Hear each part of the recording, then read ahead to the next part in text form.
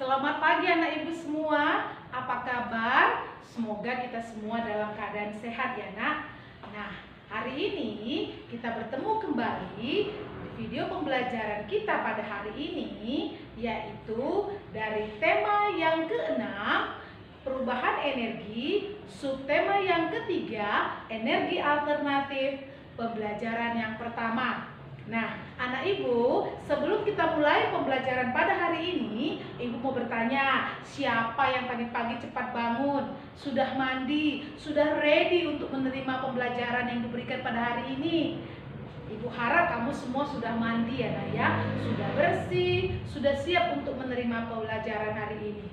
Nah, anak ibu, adapun tujuan pembelajaran kita pada hari ini adalah sebagai berikut.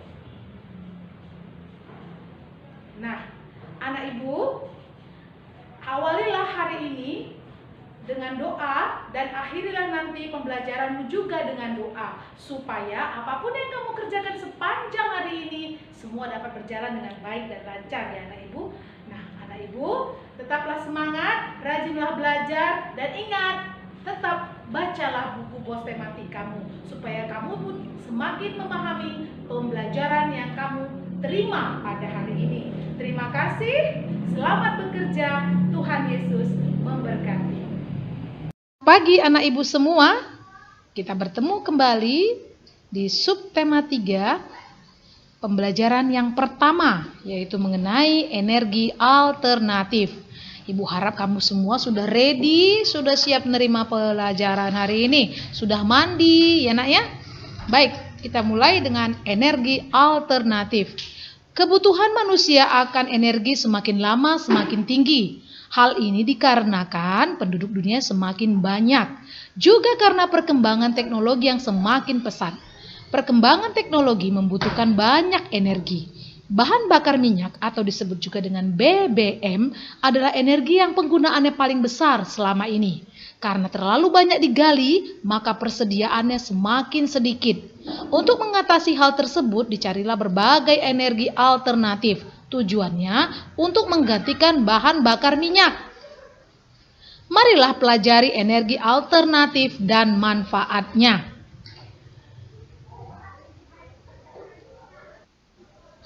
Apakah energi alternatif itu?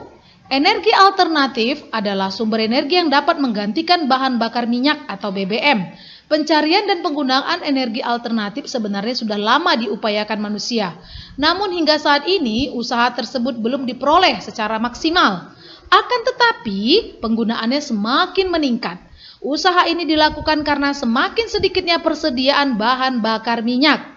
Apa sajakah yang termasuk energi alternatif? Ayo, apa saja anak ibu? Siapa yang tahu? Kita lanjutkan. Perhatikan gambar berikut. Pemanfaatan energi surya, pemanfaatan energi air, dan pemanfaatan energi angin. Ya, ini energi surya, ini energi air, dan ini energi angin. Nah, ada beberapa contoh energi alternatif. Ada energi panas matahari, ada energi gerak angin, dan energi gerak air. Energi-energi tersebut mudah diperoleh, murah dan berlimpah. Panas matahari, gerak air, dan gerak angin atau bayu dapat diubah menjadi energi listrik. Listrik yang dihasilkan oleh matahari, air, dan angin inilah yang dapat digunakan sebagai pengganti bahan bakar minyak. Energi matahari dimanfaatkan untuk membuat pembangkit listrik tenaga surya atau PLTS. Energi air dimanfaatkan untuk membuat pembangkit listrik tenaga air atau PLTA. Energi angin dimanfaatkan untuk membuat pembangkit listrik tenaga angin atau bayu atau disebut juga dengan PLTB. Pembangkit listrik tenaga angin merupakan sumber energi yang sangat ramah lingkungan. Kalian dapat memanfaatkan energi matahari, air, dan angin. Dengan energi alternatif dapat menghemat penggunaan bahan bakar minyak. Manusia tidak lagi tergantung pada bahan bakar minyak. Ayo berlatih. Jawablah pertanyaan-pertanyaan berikut. Apa yang dimaksud dengan energi alternatif? Yaitu sumber energi yang dapat menggantikan bahan bakar minyak. Nah, ini penting ya, nak, ini coba kamu catat nanti ini.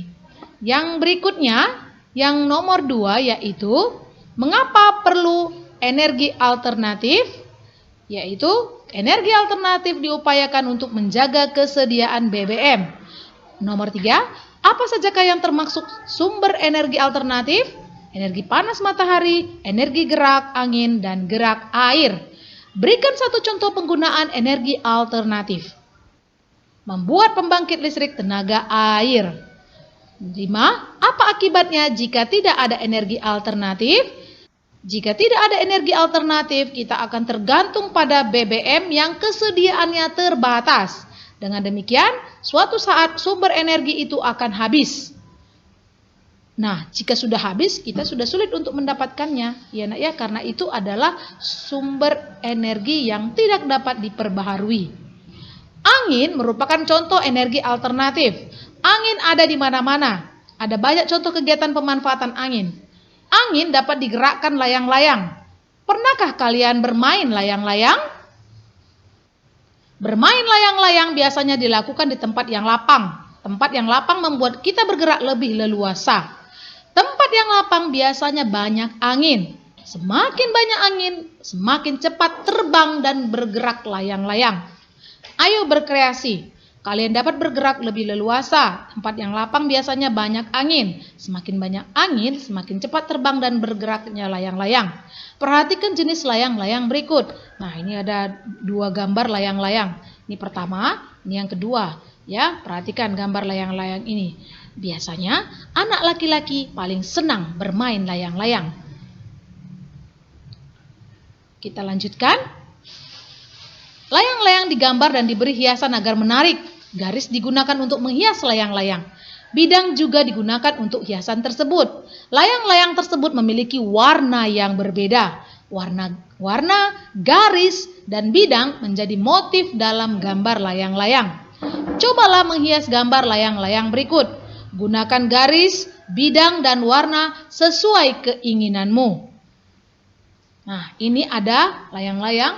Ya, bisa kamu gambar cantik dan seindah mungkin, ya.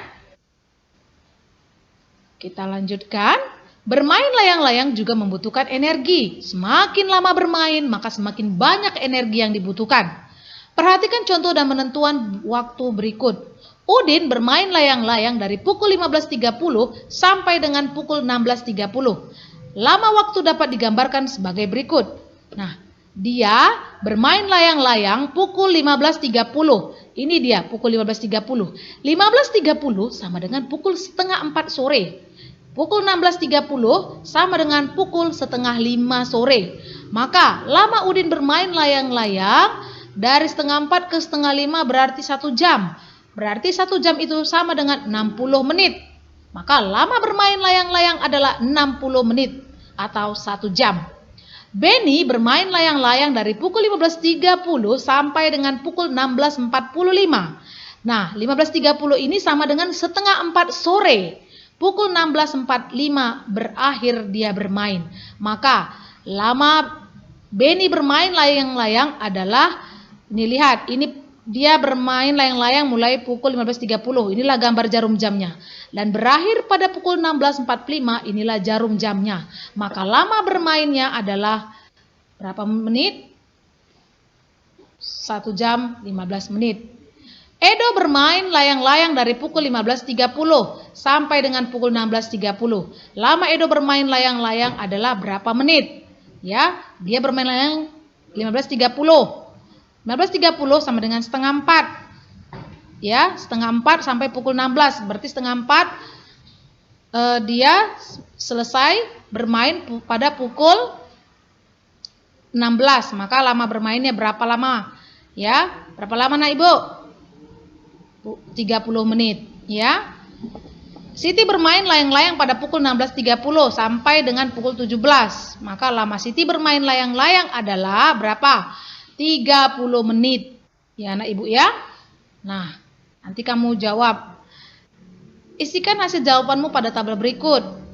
Lama bermain si Benny berapa menit? 90. Edo 30 menit, Siti 30 menit, Lani 15 menit, Dayu 75 menit. Siapakah yang bermain layang-layang paling lama? Siapakah yang bermain layang-layang paling singkat?